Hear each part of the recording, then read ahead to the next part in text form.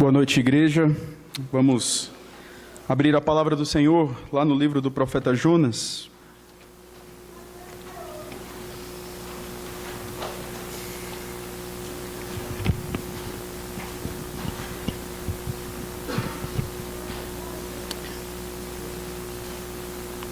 Livro do profeta Jonas, capítulo 3, onde leremos do versículo 5 ao versículo 10.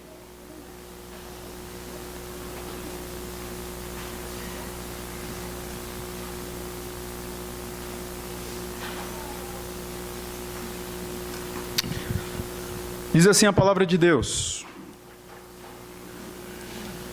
Os ninivitas creram em Deus e proclamaram um jejum, e vestiram-se de panos de saco desde o maior até o menor.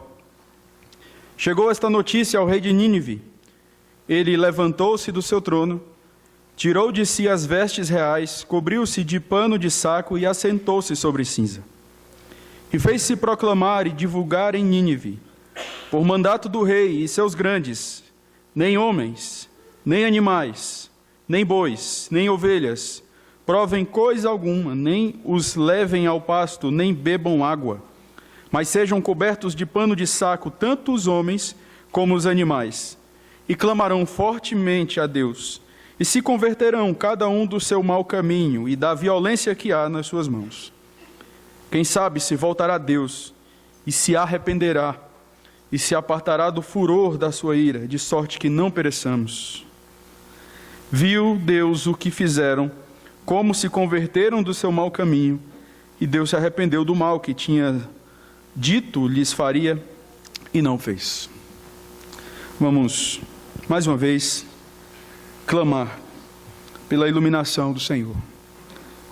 Mais uma vez, Senhor, nós nos unimos às orações que foram feitas aqui. Na verdade, as nossas orações, mais uma oração, colocamos aqui diante do Senhor, suplicando a Tua iluminação.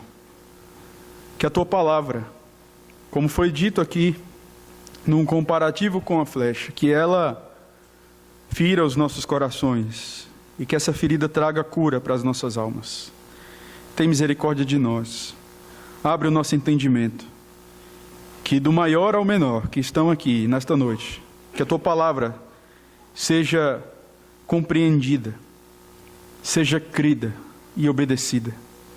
Nós pedimos que o Senhor nos ajude, que o Teu povo reunido aqui nesta noite, esteja aqui, não para ouvir um homem, mas para ouvir o próprio Deus, porque certamente é no Teu nome que nós proclamamos a Tua verdade. Nós te pedimos isso, no nome de Jesus. Amém. O que você faria de diferente em sua vida se pudesse voltar no tempo? Você já se fez essa pergunta? O que eu faria se eu pudesse voltar no tempo? Será que de tudo que eu fiz, de tudo que eu vivi, das escolhas que eu tomei, as decisões que tomei na minha vida, será que se eu voltasse atrás, eu faria algo diferente? Você já se fez essa pergunta? Você já se arrependeu por algo que você fez? Se você pudesse voltar atrás, você faria diferente? É interessante nós pensarmos sobre isso, porque muitas vezes, não raro, nós nos deparamos com pessoas que se dizem cristãs, mas que não têm qualquer arrependimento daquilo que já fizeram. O pecado, infelizmente, faz parte da nossa realidade. Nós tomamos decisões erradas, nós falamos coisas inconvenientes, muitas vezes erramos na forma como nós abordamos uma questão, mesmo com razão, erramos. E nos arrepender daquilo que fizemos, nos arrepender da forma como conduzimos certas coisas, não há qualquer demérito nisso, porque todos nós estamos numa fase de construção, estamos numa fase de santificação, num processo. Então é típico do cristão que ele repense algumas coisas. Não há qualquer dificuldade nessa questão, mas nos deparamos muitas vezes com pessoas que não me arrependo de nada do que eu fiz, eu não me arrependo de nenhuma decisão que eu tomei, se pudesse voltar atrás, eu faria tudo da mesma forma. Esse conceito de arrependimento Na verdade, o arrependimento bíblico parece que tem cada vez mais sumido nos arraiais evangélicos, onde se tem pregado muito uma perspectiva confortável de vida. As pessoas têm cada vez mais afluído para lugares onde os pregadores têm prometido coisas. Arrependimento é uma coisa fora de questão. E arrependimento, queridos, faz parte da nossa vida. Essa doutrina ela precisa ser bem assimilada por nós, porque todos nós pecamos em todos os momentos. Há pecado, infelizmente, nos nossos corações. Pecamos por palavras, pecamos por pensamentos, pecamos por atitudes, pecamos quando achamos que merecemos a bondade de Deus porque temos abandonado certos pecados e nos achamos naquele momento dignos. Pecamos. Nós pecamos por orgulho, o orgulho espiritual de repente se achar superior aos demais porque eu tenho acesso a mais informações do que outras pessoas. Pecamos. E é importante nós, todos nós que estamos aqui, repensarmos. Faríamos algo diferente? O arrependimento faz parte da nossa vida. O arrependimento é uma ação tanto de Deus quanto nossa.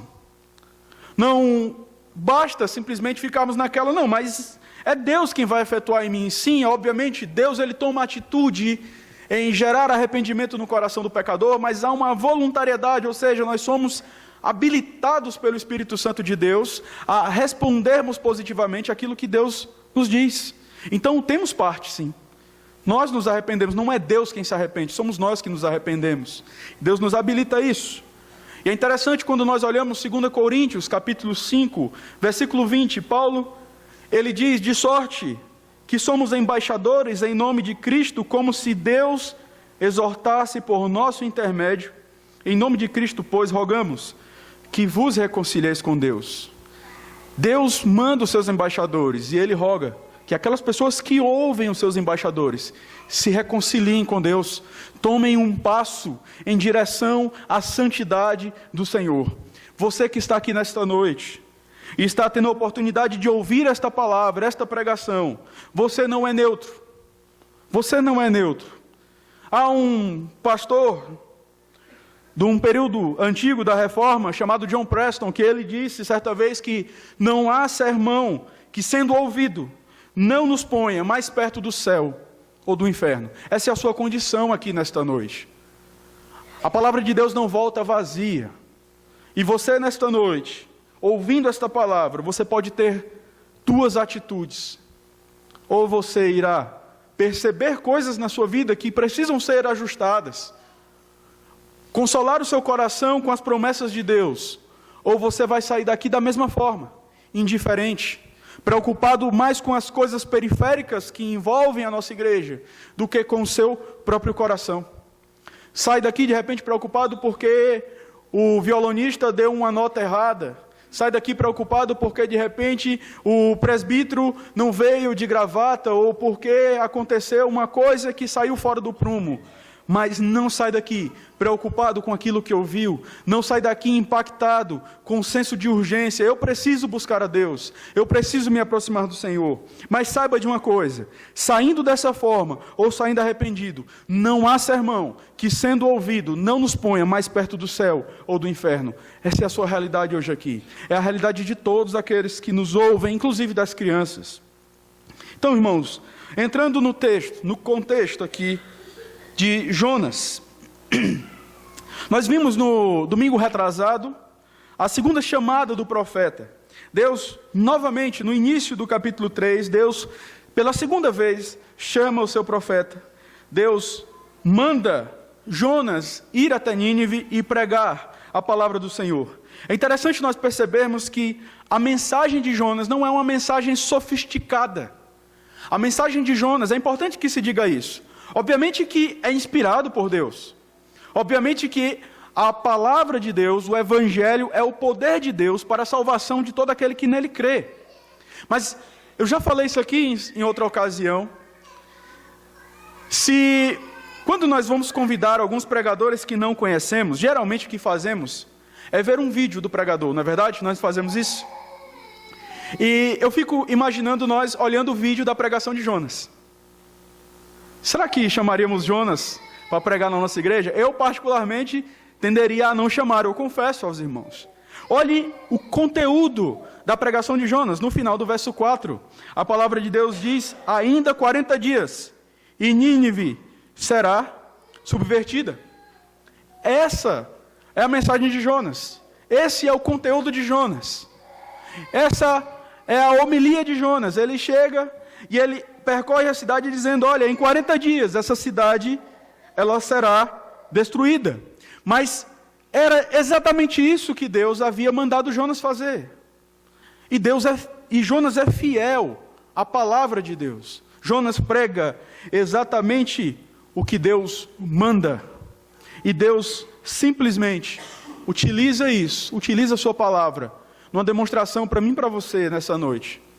Que não é uma ótima retórica, não é uma ótima argumentação, não é uma argumentação sofisticada, uma argumentação do tipo que prenda a atenção das pessoas, mas é fidelidade ao Senhor. Jonas é fiel, e Deus usa a fidelidade do seu profeta, a palavra proferida, para salvar um povo cruel. Humanamente falando, naqueles dias, se tinha um povo difícil de se dobrar ao Senhor, era o povo ninivita. Um povo altamente perverso. Já vimos aqui muitas das perversidades deste povo. Mas Deus usa a pregação deste profeta para alcançar este povo. E acontece exatamente aquilo que Jonas não queria. Jonas não queria que os ninivitas se convertessem. Ele percorre aquela cidade pregando esta frase.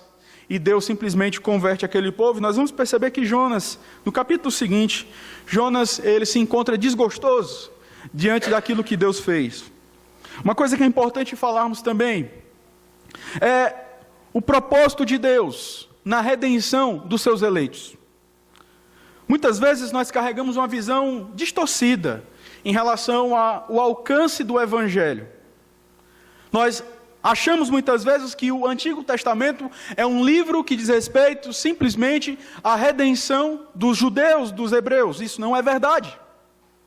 Quando nós olhamos Gênesis capítulo 12, nós vemos Deus fazendo um pacto com Abraão. E Deus diz a Abraão: em ti serão benditas todas as famílias da terra. Você lembra desse texto? E você vai ver no desenrolar da história. No capítulo 12 de Êxodo, você vai perceber Deus orientando o povo em relação à participação da Páscoa, que é a ceia, a nossa ceia. Você vai perceber Deus dizendo: olha, se algum estrangeiro quiser participar deste momento, que ele seja circuncidado. E então participe, ou seja, pessoas que não faziam parte do povo hebreu eram convertidas, eram alcançadas pelo Evangelho. Por quê? Porque em Abraão, todas as famílias da terra serão benditas. Abençoarei os que te abençoarem, e amaldiçoarei os que te amaldiçoarem. Deus escolhe um povo, para através desse povo alcançar os seus eleitos. Isso não inicia em Atos, isso na verdade é do desenrolar da história. E nós estamos, por exemplo, lembramos de Isaías, que é considerado pelos estudiosos como o quinto evangelho, onde ele fala também sobre o evangelho que resplandece sobre os gentios. E agora você está no livro de Jonas, onde você se depara com um profeta extremamente nacionalista, que acreditava que a salvação era somente para os judeus, e Deus diz: não, eu quero que você vá pregar em Nínive, eu quero alcançar aquele povo. Deus alcança os marinheiros, Deus alcança Nínive. O que acontece em Atos é simplesmente o ápice daquilo que Deus vem desenrolando pela história. Então, perceba isso, essa é uma visão pactual, essa é uma visão reformada das Escrituras. O Antigo Testamento é o desenrolar da redenção, e que envolve também pessoas que não faziam parte do povo judeu, Raabe e tantos outros casos. Então nós temos aqui, irmãos, o arrependimento, o relato do arrependimento dos ninivitas. E diante disso, eu quero meditar com vocês nesta noite sobre as marcas do verdadeiro arrependimento. Em primeiro lugar, nós percebemos que o verdadeiro arrependimento é fruto da fé em Deus. Olhe o versículo 5. A palavra de Deus diz que os ninivitas creram em Deus. Os ninivitas, eles foram convencidos por obra do Espírito Santo de Deus. Eis uma questão que está implícita. E o Espírito Santo só age no Novo Testamento? Não, no Antigo Testamento, porque ele é quem convence do pecado, da justiça e do juízo. Quem convencia os crentes do Antigo Testamento era o Espírito Santo de Deus. Quem fazia com que eles perseverassem era o Espírito Santo de Deus. E é exatamente o que nós temos aqui. Eles foram convencidos através da pregação de Jonas, porque quantos profetas não pregaram a palavra de Deus e não encontraram resposta, porque o Espírito Santo de Deus não agiu. Mas aprove a Deus salvar o homem pela loucura da pregação. 1 Coríntios 1, 21. E é exatamente o que Jonas faz. Ele vai pregar a palavra, e através da pregação da palavra de Deus, eles tiveram seus corações inundados de fé. E eles perceberam ali a soberania do Senhor. E eles creram em Deus. A palavra de Deus é enfática ao dizer algo muito simples para nós, mas que precisamos meditar nas implicações disso. Os ninivitas, eles creram em Deus, do menor ao maior. Eles creram em Deus. Os ninivitas não creram simplesmente em Jonas. Eles não foram convencidos simplesmente pelo profeta. A crença dos ninivitas não se restringiu ao profeta, mas a crença dos ninivitas foi dirigida a Deus. E aí você, pastor, mas isso é óbvio, é claro que é a Deus. Mas nós temos uma grande dificuldade com supostas conversões, que são fincadas na fé que as pessoas têm, não em Deus, mas em pastores, em pessoas. Há pessoas que são mais devotas de homens do que de Deus. Recebem aquela palavra porque confiam no caráter daquela pessoa. E eu não estou falando aqui que o caráter não é importante na proclamação do Evangelho, mas dizendo que o verdadeiro arrependimento, ele é precedido por uma fé em Deus. Jonas pregou, e o povo não adorou a Jonas, o povo não se dobrou à eloquência de Jonas, à inteligência de Jonas, mas o povo se dobrou a Deus, o povo creu no Senhor. E nós, irmãos, temos nos deparado com falsas conversões. Pessoas que estão na igreja por causa de pastores, por causa de presbíteros, por causa de diáconos, por causa de alguém que me discipulou, no sentido de, obviamente, eu posso ser grato, porque Deus usou essas pessoas como instrumento. Mas essas pessoas foram simplesmente promotores de um encontro com o Redentor, no qual eu tenho total fé. De modo que se aquele que me trouxe para cá cair um dia, ou se afastar da fé, eu continuarei firme, porque a minha fé está fincada em Deus, e não na pessoa que me trouxe. Como faz diferença? Esses ninivitas não tiveram um lastro cristão. Quem antes foi a Nínive falar do Evangelho? Mas a conversão desse povo foi uma conversão radical, foi uma conversão realmente profunda, porque eles creram na palavra do Senhor. O arrependimento é a resposta do cristão mediante a fé que Deus deposita em seu coração. O homem, ao ouvir a palavra de Deus, ele é habilitado a confessar diante do Senhor os seus pecados e a buscar uma nova atitude, uma ação bíblica. Antes tinha uma vida de pecado, agora, pela fé, ele pode confessar e viver de conformidade com a vontade de Deus. Isso é arrependimento. O meio que Deus usa é o meio escriturístico, é a palavra. Trazendo isso para o nosso contexto. Irmãos, você deve, de repente, assim como eu, sentir pelo fato de que seus familiares ainda não se dobraram ao Senhor. Mas eu quero dizer uma coisa para você: o que irá convencê-los do pecado, da justiça e do juízo é a proclamação fiel da palavra. Pregue para o seu pai, pregue para a sua mãe, pregue para o seu irmão, pregue para os seus filhos, pregue para os seus avós, pregue para os seus netos, pregue para os seus primos, pregue a tempo e fora de tempo. Sabe por quê? Porque a fé vem pelo ouvir a palavra de Cristo. Pregue a palavra. Essa ideia que tem sido proclamada por aí por algumas pessoas que se dizem conhecedoras da área missiológica, isso é furada. Pregue, se possível use palavras.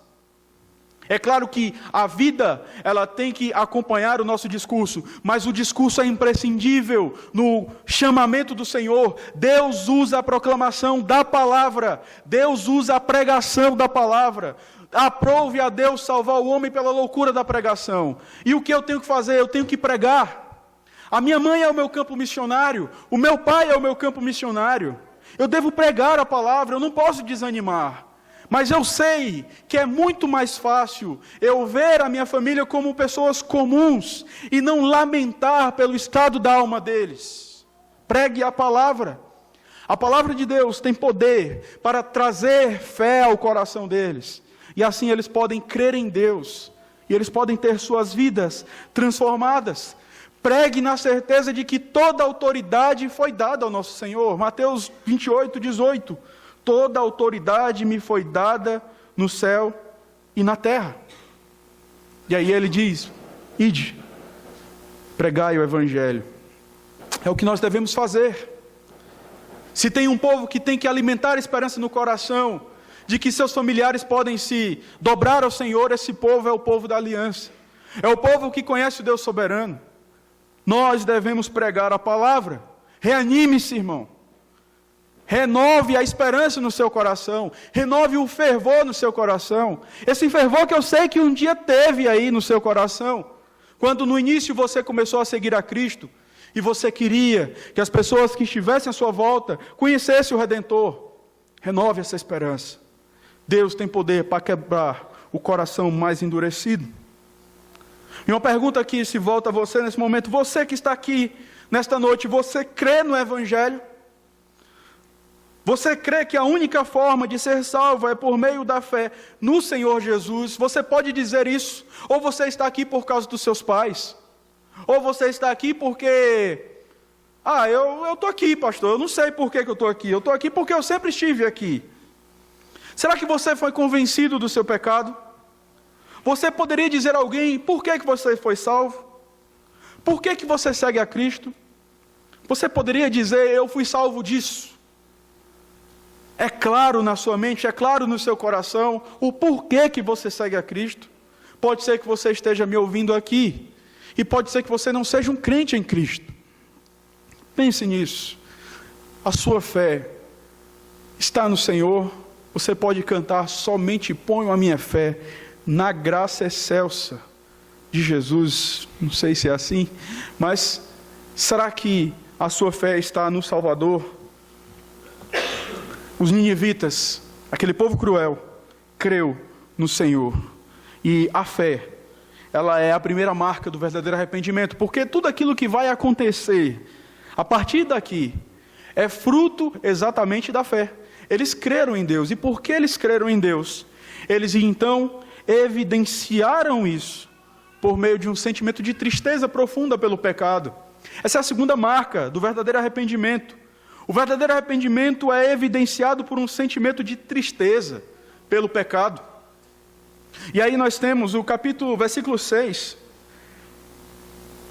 até o versículo 8, onde a palavra do Senhor diz, chegou esta notícia ao rei de Nínive, e ele levantou-se do seu trono, tirou de si as vestes reais, cobriu-se de pano de saco, e assentou-se sobre cinza, e fez-se proclamar e divulgar em Nínive, por mandato do rei, seus grandes, nem homens, nem animais, nem bois, nem ovelhas, provem coisa alguma, nem os levem ao pasto, nem bebam água, mas sejam cobertos de pano de saco, tanto os homens como os animais, e clamarão fortemente a Deus, e se converterão cada um do seu mau caminho e da violência que há nas suas mãos. Em consequência de confiarem em Deus, eles proclamaram um jejum, eles se vestiram de panos de saco. Isso, na antiguidade, representava sinal de tristeza, representava sinal de humilhação, de penitência. Era exatamente por isso que eles tomaram essa atitude externa. Eles poderiam simplesmente fazer isso, mas não mas ser algo simplesmente hipócrita, algo teatral. Mas nós percebemos no verso 10 que Deus viu o que fizeram e como se converteram do seu mau caminho. Ou seja, essa atitude externa que eles tiveram foi uma atitude que de fato veio do coração. Eles realmente se entristeceram, eles se cobriram de panos de saco e eles fizeram isso, simbolizando exatamente a rejeição ao conforto, a rejeição aos prazeres terrenos, uma declaração visível: nós temos procedido de maneira inconveniente, nós não temos seguido os caminhos do Senhor. E eles entenderam isso de uma maneira tão urgente, tão grave, que eles incluíram até os animais nessa questão. É claro que não há qualquer racionalidade na atitude dos animais. O boi não sabia o que é que eu estou fazendo aqui. Mas a questão é o senso do rei, a compreensão do rei diante do juízo, da ira iminente de Deus sobre a nação. E de uma maneira desesperada, ele toma essa atitude. Não só nós, mas tudo aquilo que nos pertence, tudo isso se voltará para Deus. Nós temos pecado, nós não seremos indiferentes. A reação dos ninivitas foi unânime. A palavra de Deus é clara. Não foram alguns que creram em Deus. A Escritura diz: os ninivitas creram em Deus. Não cabe a nós aqui questionarmos: mas toda cidade, você imagina isso? Você imagina uma pregação que é usada por Deus para converter toda a cidade de Poá?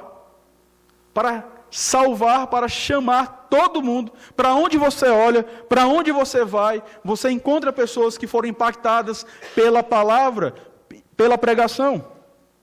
Desde o maior até o menor. É isso que nós temos no final do verso 5. Desde o maior até o menor, essas pessoas se humilharam diante de Deus. O Evangelho não faz distinção de pessoas. O Evangelho é a proclamação da justiça de Deus para todos. Todos nós precisamos nos arrepender. Todos nós precisamos da graça redentora do Senhor. Os ninivitas, eles demonstraram exteriormente que estavam arrependidos pelos seus pecados, os pecados que haviam cometido contra Deus.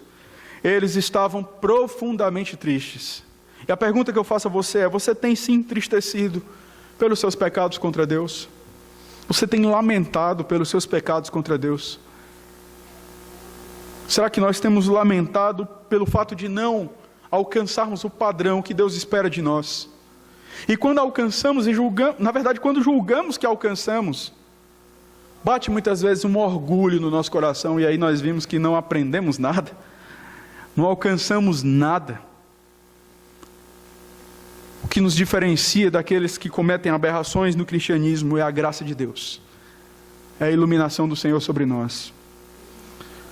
Porque se não fosse a graça do Senhor, eu não tenho dúvida, se eu estivesse num contexto religioso, eu estaria jogando sal em cima do povo, eu estava indo para monte, eu estava fazendo um bocado de besteira. Mas foi porque a graça do Senhor me alcançou e iluminou o meu entendimento. Você está aqui e tem uma pequena compreensão, porque a graça de Deus agiu na sua vida. Nós devemos, irmãos, ter esta consciência. E ao passo que temos esta consciência e olhamos para as nossas vidas e vemos que não somos gratos a Deus, porque viver de maneira qualquer, não buscar viver uma vida santa, é uma declaração de ingratidão ao Senhor. Isso deve causar tristeza na nossa alma. Isso deve nos levar ao choro. Isso deve nos levar ao pranto. Mas por que chorar? Se chorar demonstra fraqueza. Se chegar para um irmão e pedir ajuda, isso demonstra fraqueza. Nós somos piedosos até as pessoas nos confrontarem. Nós somos crentes firmes até que as pessoas questionem a nossa santidade. Essa é a nossa verdade. Se você tem consciência de quem você é, você irá se entristecer pelo seu pecado e você será um servo humilde quando alguém confrontar você biblicamente. Todos nós corremos esse risco. Todos nós. Atente para isso. Você tem se entristecido pelos seus pecados? Muitos só demonstram tristeza quando são descobertos. E eu não duvido que Deus pode usar essa descoberta, essa publicidade, para tratar o coração das pessoas.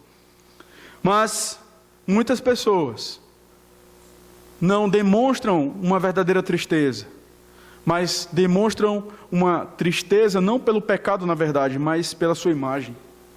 Porque a partir de hoje as pessoas vão me olhar diferente, elas vão saber que eu não sou tudo aquilo. Você não é mesmo e nem eu sou, é a graça de Deus. Não seja indiferente ao seu pecado.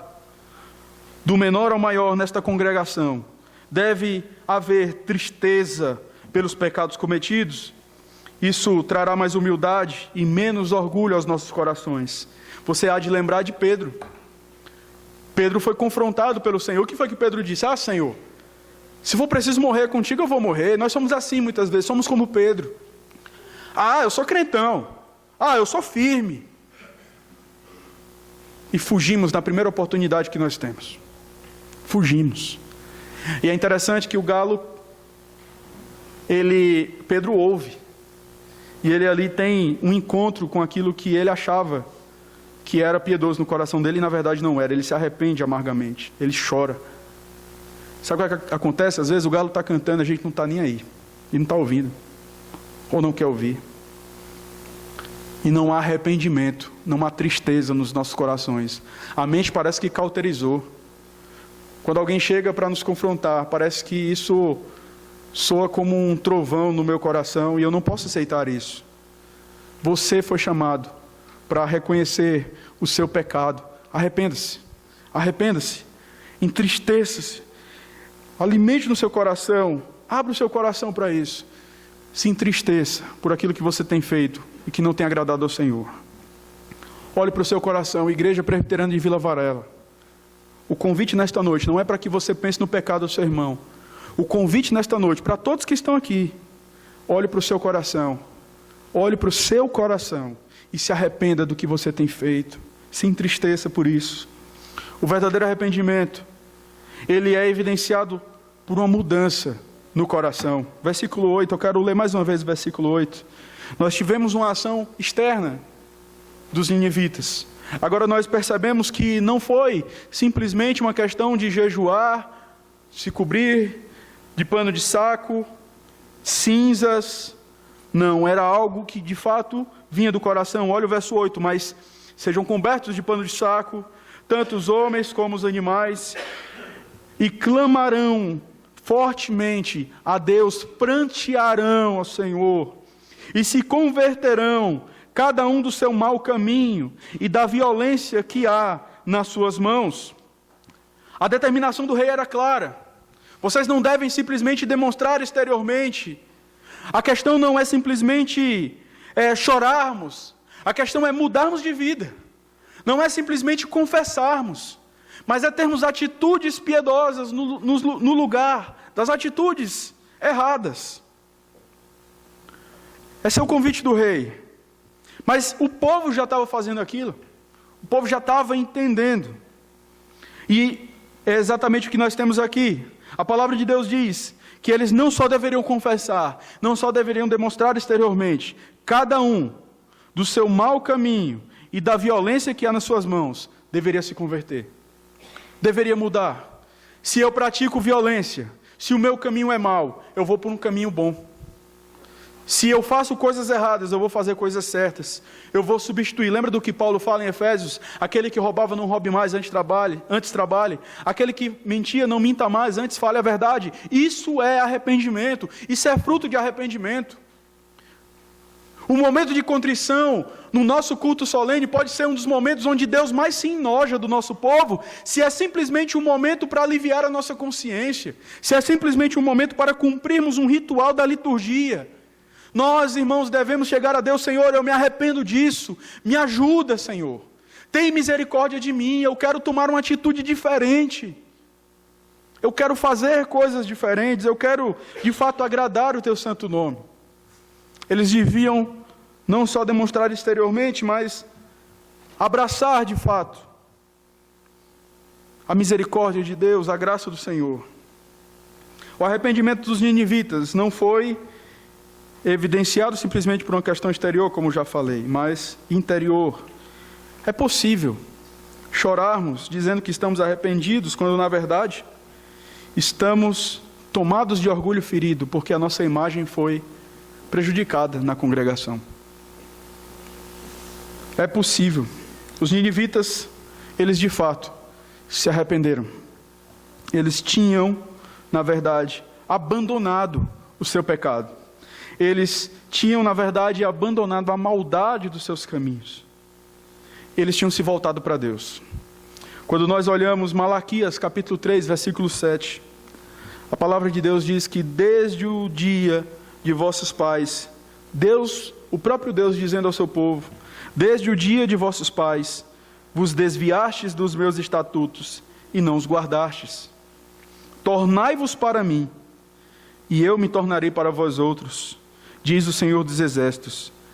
Mas a resposta do povo era, porque é exatamente isso que Deus diz, mas vós dizeis, em que havemos de tornar?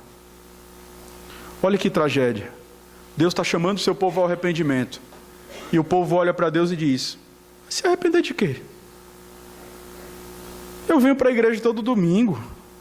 Eu estou na reunião de doutrina, na reunião de oração. Eu sou reformado. Me arrepender de quê? Por que eu tenho que me arrepender? Sou pastor. Sou presbítero, sou diácono. Eu sou da igreja, já fazem 20 anos. Por que eu tenho que me arrepender? Por que não tem que ser fulano? Não. Você, meu querido, que está ouvindo essa palavra, você é chamado a sondar o seu coração pelas Escrituras e se arrepender, o que significa voltar para Deus, fazer aquilo que Deus quer que você faça. O verdadeiro arrependimento, ele é demonstrado muito mais do que pelo simples confessar os pecados.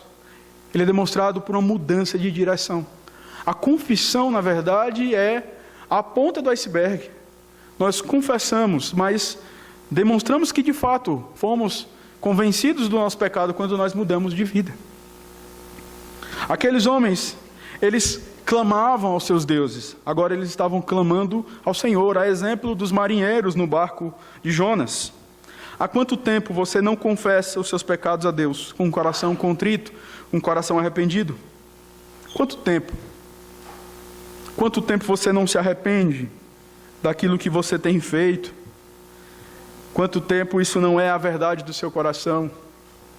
Você sabe, quando muitas vezes a sua oração é uma oração medíocre, uma oração de simplesmente cumprir a tabela. Não confessamos os nossos pecados porque não conhecemos a palavra de Deus. Não conhecemos a palavra de Deus, sabe por quê? Porque só lemos a palavra de Deus. E a gente, mas espera aí, mas não é a leitura? Sim, é a leitura. Mas nos esquecemos da meditação. Nos esquecemos de ruminar aquilo que lemos, de meditar sobre aquilo que lemos. É o que Deus está falando para Josué. Medita na lei de dia e de noite. E às vezes nós confundimos devocional com o cumprimento de uma leitura bíblica anual. E nos esquecemos de meditar, de pensar, como eu posso viver isso, o que Deus requer de mim. Não fazemos isso porque não temos paciência. Colocamos a culpa no nosso trabalho, colocamos a culpa nas atividades que nós temos no dia a dia. E sabe de uma coisa? Deus diz para você, não importa a sua agenda, não importa quem você é, o que você faz. Paulo diz, nós devemos buscar as coisas lá do alto onde Cristo vive. Nós devemos pensar nas coisas lá do alto, porque nós somos forasteiros, nós somos cidadãos dos céus, nós não pertencemos a este mundo. Mas piedosamente estamos nos desculpando diante de tantas coisas. Nós devemos meditar na palavra de Deus, o que vai nos trazer uma concepção correta acerca de quem somos, do que devemos fazer, de quem é Deus. Meditar na bondade de Deus. Esse é o caminho. Quando o povo estava turbado, estava aflito por conta das dificuldades, das perseguições lá em Tiago, o que Tiago diz? Olha, toda dádiva, todo dom perfeito procedem lá do Pai, em que não pode haver variação ou sombra de mudança. Tiago tira a atenção daquelas pessoas dos problemas e faz com que eles olhem para Deus, ou seja, meditem, Deus é imutável, Deus é bom, Deus salvou vocês, meditem nessas coisas, mas não meditamos. E por que não meditamos? O nosso arrependimento não é um arrependimento de coração, é um arrependimento raso. O que é pecado? Pecado é tudo aquilo que transgride a lei do Senhor. Mas os nossos momentos de confissão se restringem a um alívio de peso de consciência. Confessamos por quê? Porque eu estou com a consciência tão pesada. Porque eu vou dar uma aula daqui a pouco, então eu vou confessar os meus pecados. Porque eu vou fazer uma prova amanhã e eu quero passar, sei lá, vai que Deus emperra aí a minha situação, eu vou confessar os meus pecados. Porque eu estou passando uma crise financeira e eu posso piorar ainda mais, eu vou confessar os meus pecados. Nós não confessamos porque entendemos que o nosso pecado afronta a santidade de Deus. Confessamos por causa de nós e não por causa de Deus. Por isso que nosso arrependimento não é sincero, não é de coração. Nós devemos, irmãos, buscar um novo caminhar, confessar e mudar. Senhor, eu venho aqui confessar os meus pecados, mas eu tenho meditado e continuarei meditando num plano que pode me auxiliar nessa mudança, nesse novo caminhar. Eu tenho mentido, Senhor. Eu quero confessar esse meu pecado ao Senhor. E eu quero dizer ao Senhor que eu preciso que o Senhor me dê sabedoria para que eu possa fugir de situações que me levam a mentir. Que o Senhor me dê sabedoria quando eu for conversar com fulano, porque quando eu converso com ele, eu tenho um enorme desejo no coração de mentir. Quando eu estou diante de tal circunstância, eu tenho vontade de mentir. Então, Senhor, eu quero fugir dessas situações. E eu quero falar a verdade. Eu não quero mais mentir. Eu não quero roubar, Senhor. Eu não quero matar. Eu quero amar. Me ajuda, me dá graça para que eu possa fazer isso. Isaías capítulo 6, versículo 16 e 17, a palavra de Deus nos diz exatamente, traz exatamente essa perspectiva de arrependimento. Lavai-vos, purificai-vos, tirai a maldade de vossos atos de diante dos meus olhos. Cessai de fazer o mal. É só isso? É só isso que o texto diz? É só cessar de fazer o mal? O texto diz: aprendei a fazer o bem. Isso é arrependimento. Eu deixo de fazer o mal, mas eu aprendo a fazer o bem. Atendei à justiça, repreendei ao opressor, defendei o direito do órfão, pleiteiai a causa das viúvas. O verdadeiro arrependimento, ele é carregado de frutos. Mas em quarto lugar, o verdadeiro arrependimento, ele compreende que Deus é justo para executar a sua justiça. Se nós de fato nos arrependemos, nós aceitamos que se Deus quiser nos julgar e exercer a sua ira sobre nós, Ele é justo para fazer isso. Eu mereço, Senhor. Eu mereço. Eu confesso os meus pecados ao Senhor, mas eu mereço. Já se deparou com situações que pessoas chegam: não, eu confesso. Aí confesso com uma cara desse jeito que eu estou fazendo aqui para você. Eu confesso. Tá bom. Você confessou um crime, mas você vai ter que pagar por esse crime. Você pode pular de um prédio de 30 andares e se arrepender no 15º andar, mas você vai se esborrachar no chão. Eu não duvido que Deus vai te perdoar, mas você vai cair. E às vezes nós estamos querendo contrariar essa lei, né? Eu não estou falando de não ser gracioso e misericordioso. Mas, irmãos, quando de fato estamos arrependidos, nós chegamos para as pessoas e dizemos: olha, é justa a sua ira. Olha, é justo a sua tristeza comigo. É justa a sua decepção comigo. Eu lembro de uma situação onde eu tive um falso arrependimento. Eu tive um certo desentendimento com um irmão, isso na época de seminário. E eu fiquei triste porque eu vi que eu tinha errado naquela situação. E eu procurei aquele irmão. E eu cheguei para ele e disse assim: olha, eu queria te pedir perdão. Eu errei. Eu peguei contra você. Ele olhou para mim e disse assim: a gente só dá o que tem. E eu fiquei irado com ele. E depois eu fiquei pensando, eu subi para o quarto e fiquei meditando: mas espera aí, é isso que eu tenho mesmo. Eu tenho um pecado. É isso que de fato é normal para mim, é dar o que eu tenho, um coração corrompido, um coração cheio de pecado. Eu não fui humilde para aceitar uma realidade. De repente a gente discute a atitude do irmão, mas Ele não falou uma mentira, ele falou uma verdade. Mas eu não estava totalmente arrependido e eu pude refletir sobre isso naquela ocasião. E muitas vezes nós estamos assim. O que acontece com o povo de Nínive, especialmente com aquilo que o rei diz, é exatamente essa compreensão. Olha o que a palavra de Deus diz no verso 9. Quem sabe se voltará a Deus e se arrependerá e se apartará do furor da sua ira, de sorte que não pereçamos. Viu Deus o que fizeram, como se converteram do seu mau caminho.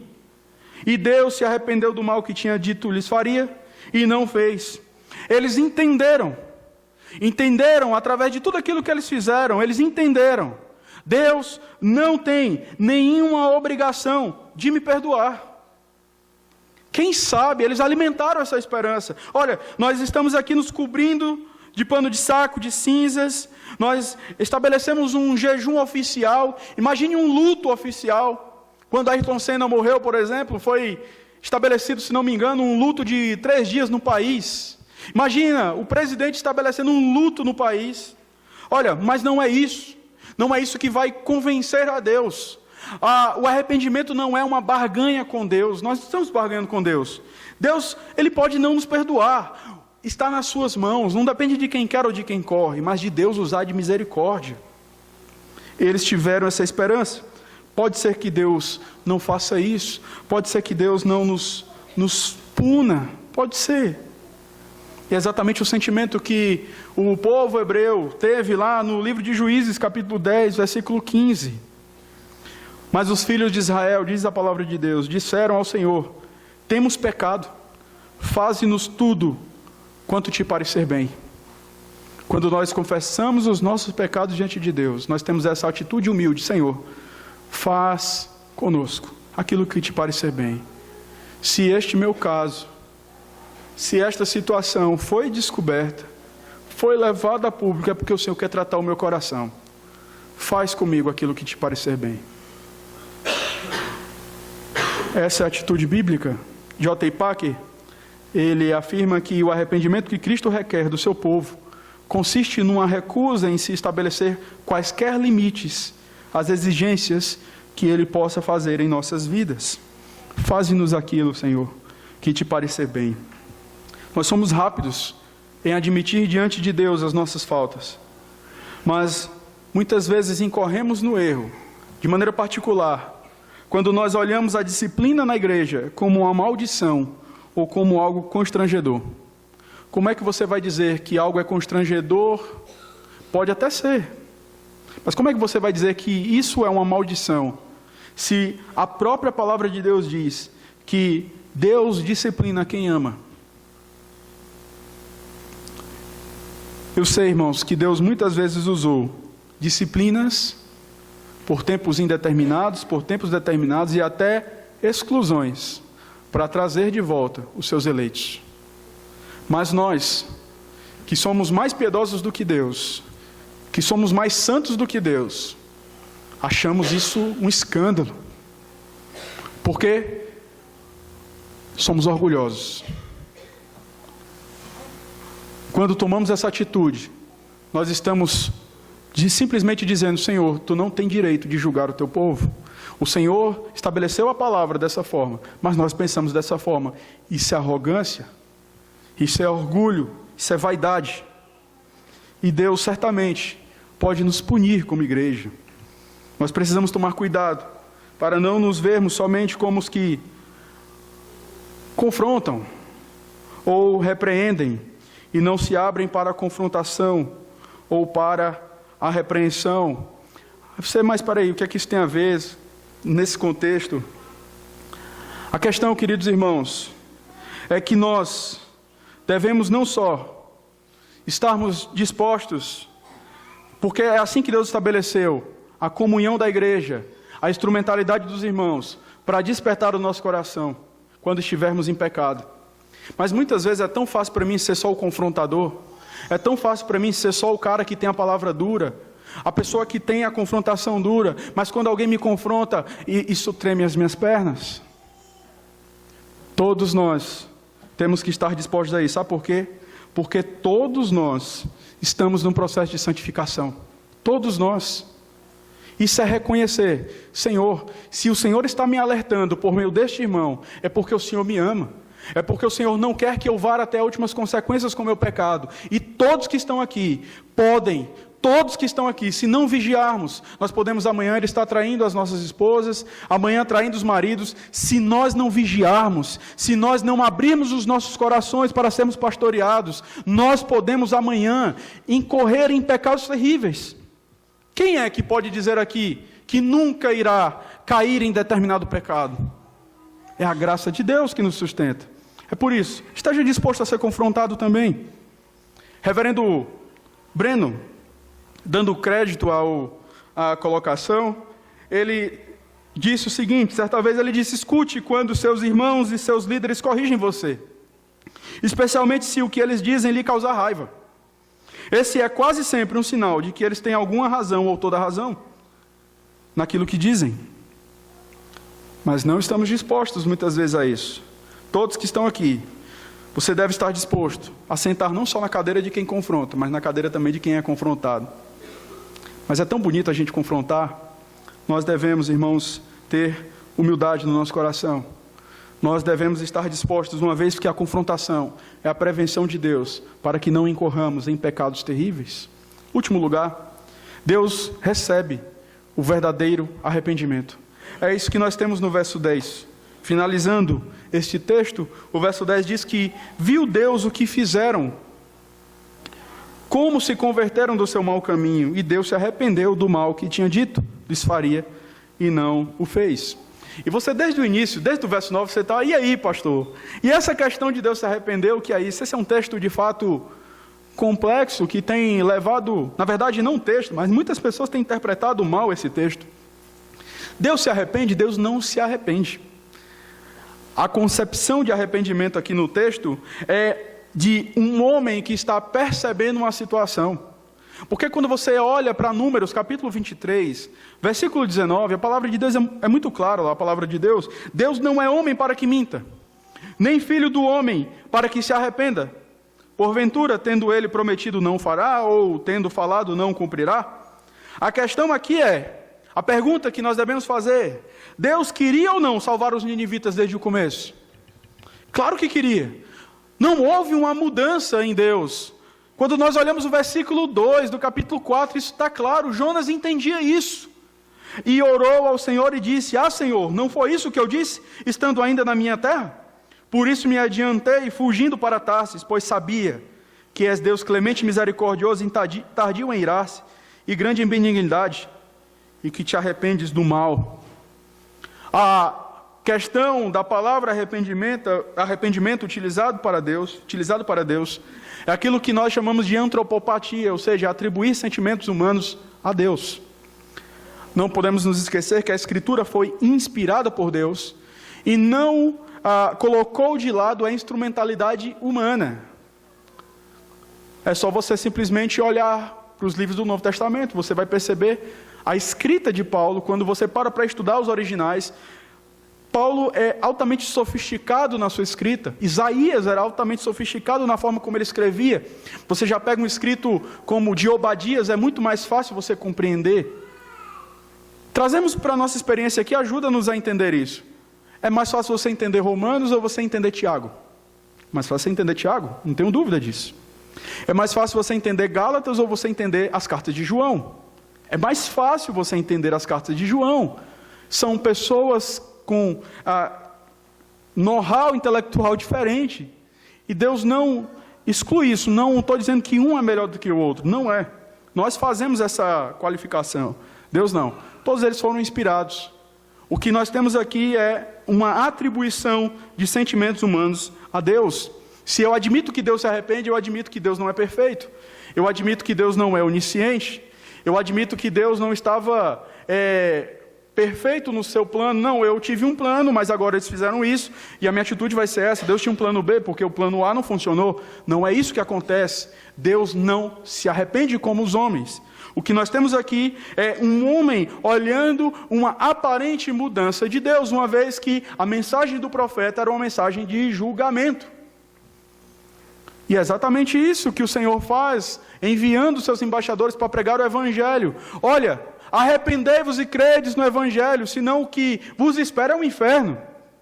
E aquelas pessoas se arrependem e de repente se convertem porque foram eleitas antes da fundação do mundo. Deus recebe, esse é o alvo aqui do texto. Deus não muda de ideia. Deus recebe o verdadeiro arrependimento. A Bíblia diz que Deus viu o que eles fizeram, como eles se converteram, e Deus então os perdoou. Deus simplesmente aceitou o arrependimento daquele povo. Salmo 51, versículo 17, a palavra de Deus diz que sacrifícios agradáveis a Deus são um espírito quebrantado, coração compungido e contrito. Não o desprezarás, ó Deus. Deus aceita aquele que se prostra humilde em sua presença, que tem ações não meramente externas, mas motivadas por um coração quebrantado. Não é isso que nós vemos em Tiago capítulo 4? Especialmente do versículo 6 ao versículo 10, é exatamente isso. Antes ele dá maior graça pelo que diz: Deus resiste a quem? Aos soberbos, mas dá graça aos humildes. Sujeitai-vos, portanto, a Deus, mas resisti ao diabo e ele fugirá de vós. Chegai-vos a Deus e ele se achegará a vós outros. Purificai as mãos, pecadores, e vós que sois de ânimo dobre, limpai o coração. Afligi-vos, lamentai e chorai. Converta-se o vosso riso em pranto e a vossa alegria em tristeza. Humilhai-vos na presença do Senhor e ele vos exaltará. Parece que nos esquecemos que Deus se compadece daqueles que realmente se arrependem. Mecanizamos tanto Deus no sentido de que não, Deus, ele decreta e fica ali, parece que indiferente. Quando nós olhamos Jesus, nós vemos Jesus se compadecendo das pessoas. A viúva de Naim, a Bíblia diz que Jesus se compadeceu dela e restabeleceu o seu filho. Foi isso que ele fez. A Bíblia diz que ele simplesmente, eu estava falando isso para as crianças hoje de manhã, ele poderia curar as pessoas com sua palavra, mas ele tocou nas pessoas. Ele se compadece. Nos esquecemos disso. Aquele que verdadeiramente se arrepende, e esse verdadeiro arrependimento só pode ser fruto de uma ação de Deus. Deus não rejeita esse arrependimento. Um coração quebrantado, um coração contrito. O que nós podemos dizer, irmãos, caminhando para o fim, nós podemos louvar a Deus por Cristo. Nós podemos louvar ao Senhor Deus, porque em Cristo nós não temos qualquer perspectiva de desastre, porque Cristo sofreu a punição que era para mim e para você. No nosso caso, Ele não vai nos condenar, porque a nossa condenação foi efetuada em Cristo. Como foi orado aqui, Ele cancelou o escrito de dívida, Ele aboliu em Cristo. Cristo não fugiu, Cristo não dormiu, como Jonas. Cristo não foi salvo por um peixe. Cristo se entregou voluntariamente pelo nosso pecado, e Ele fez isso para nos adotar. De modo que hoje, irmãos, nós nos aproximamos de Deus, porque Cristo estabeleceu o novo caminho. Ele estabeleceu esse caminho de volta ao Senhor. E o que nos cabe hoje, nesta noite, é abraçarmos a promessa de 1 João 9. Se confessarmos os nossos pecados, Ele é fiel e justo para nos perdoar os pecados e nos purificar de toda injustiça. Você quer ter paz com Deus? Você quer caminhar de fato com o Senhor? Confesse os seus pecados a Deus. Confesse ao Senhor, na certeza de que Ele irá perdoá-los, se você de fato confessar verdadeiramente. Abra o seu coração ao Senhor. Membros da Igreja Presbiteriana de Vila Varela e demais pessoas, irmãos que nos visitam aqui nesta noite, estabeleçam dias de jejum e oração em seus lares, em busca de uma vida mais santificada. Lamentem por seus pecados. Lamentem por seus pecados. Falem menos dos pecados dos outros e falem mais dos pecados de vocês a Deus. Se arrependam dos seus pecados. Clamem ao Senhor. E que Deus tenha misericórdia das nossas vidas. Que Deus traga o verdadeiro arrependimento bíblico a nós. Que o Senhor nos ajude, no nome de Jesus. Amém.